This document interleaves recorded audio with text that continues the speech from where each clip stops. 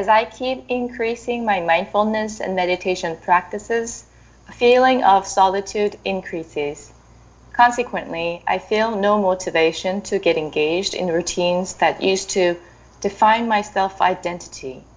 Is this intense feeling related to this practice, or this is another elusive mind game? 네, 깨어있기와 명상의 빈도를 늘려갈수록 더 고독함을 더 느끼게 됩니다. 저를 규정짓던 그 일상에 몸담고 싶은 욕구가 없어짐을 느낍니다. 이 강렬한 느낌이 수행과 관련된 것인가요? 아니면 또 하나의 망상일 뿐인가요? 깨어있기가 이렇게 좀 지속이 되고 이렇게 되면 제일 첫 번째 나타나는 증상은 이렇게 어떤 눈으로 보고 귀로 듣고 코로 냄새 맡고 혀로 맛보고 하는 이런 어떤 감각에 이 마음이 쉽게 흥분하거나 쉽게 가라앉거나 하는 이런 것들이 많이 가라앉아서 이 평정심을 유지해낼 수가 있다. 그 마음이 비교적 좀 편안하다.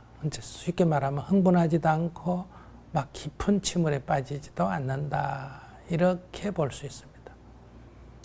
So when you can sustain your mindfulness for a while, when you're at that state, what you'll experience is that the stimulus that comes through senses, whether that's taste, smell, hearing, or sight, does not excite you as much. There's no overexcitement, nor is there some type of a downside to that or depression or whatnot. So your mind remains fairly steady within a certain bandwidth instead of going up and down in excited or non-excited fashion. 뭘 해야 된다, 뭔 하지 말아야 한다 하는 어떤 의지로 자기를 이렇게 억제하고 있던 뭐 그런 것들로부터 점점 자유로워집니다. So basically the rules that govern your behavior, the ought to's or the ought not to's, become fades in the background, and you become freer from those rules that used to govern your behavior in your life.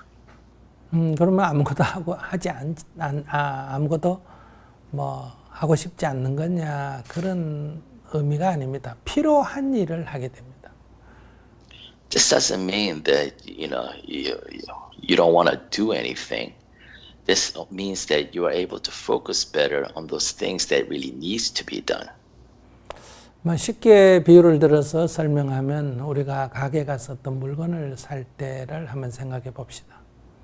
To make an analogy, let's say we went to a shop to shop for some item.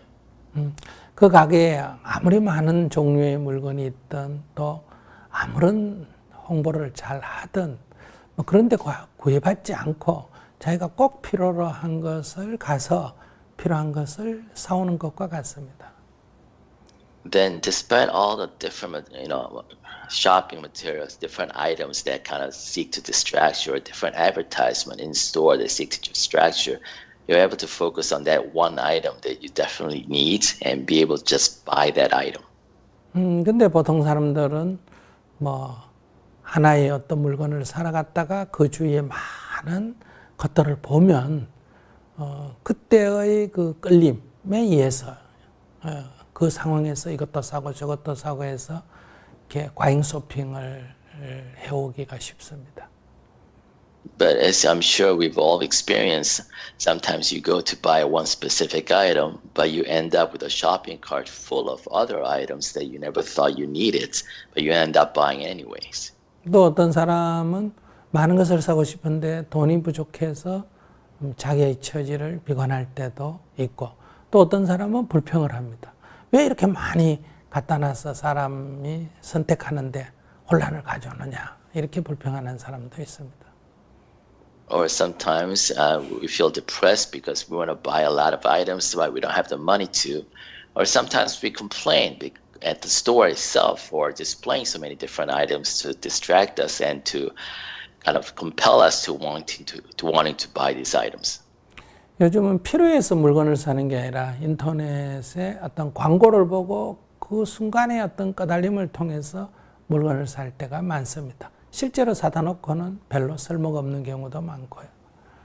You know, oftentimes these days we see some advertising on the internet and we engage in impulsive buying.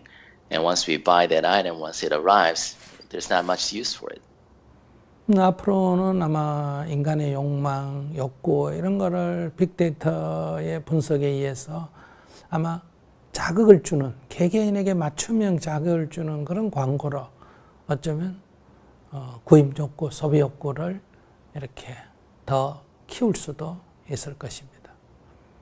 And this phenomenon is getting worse because all the advertisements online are now being customized to individual desires, individual needs that they have analyzed, you know, using the data they have gathered from your shopping behaviors.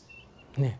그러니까 이럴 때 그것이 뭐 누가 어떻게 선전을 하든 거기에 물건이 많든 적든 이런 거는 그냥 세상이고 나는 내가 필요한 것을 가서 이렇게 편안하게 구입해 오는 이런 삶의 자세와 같다 이렇게 말씀드릴 수 있겠습니다. So to be able to maintain the focus and the attitudes that whatever distractions out there, whatever the attractions out there, I'm focused on my needs only and be able to just buy that one item. That's the right attitude. 이 세상에는 수많은 일들이 일어나고 있고 또 우리는 거기에 대응하고 있는데 그걸 다 할 수도 없고 그렇습니다.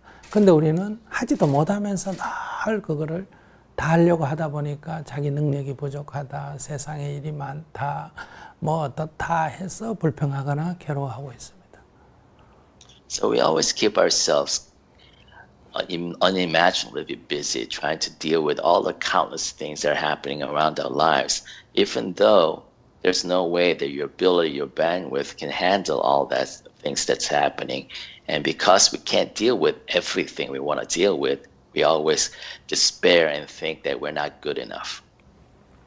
그 가운데서 뭐 우리가 살아가는데 또 사람들과의 관계 속에서 꼭 필요하다 하면 하기 싫어도 하고 필요 없다 하면 하고 싶어도 멈추고 이렇게 또 욕망에 따르기보다는 필요에 의해서 행동한다 이렇게 말할 수 있습니다. So in the midst of this countless relationships and activities, if you believe something is essential to your needs, you do it despite whether you like it or not. If it's not essential, you don't do it. To be able to focus on that essential needs, that's important.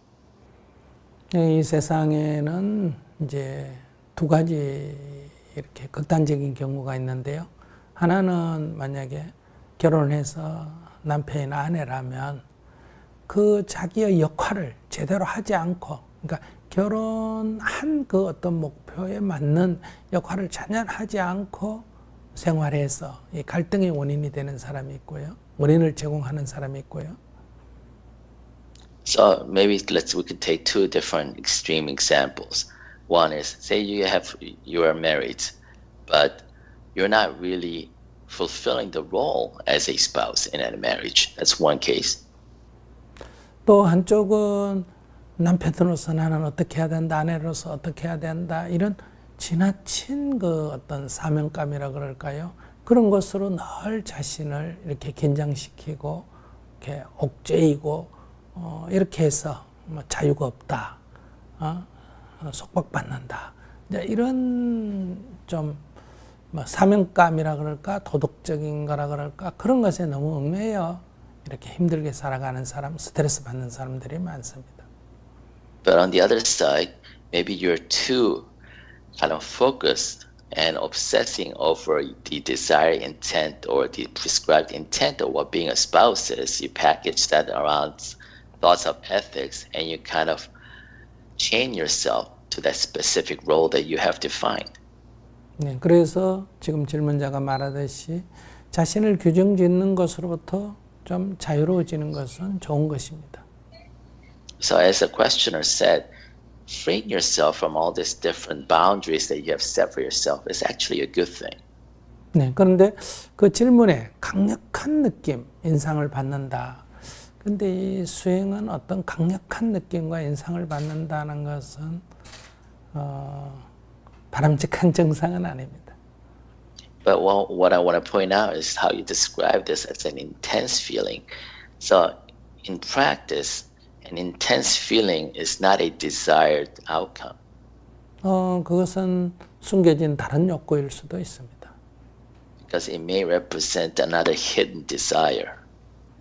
그러니까 조금 더 한번 자기를 지켜보시기 바랍니다. That's why this bears watching yourself a little deeper. 네.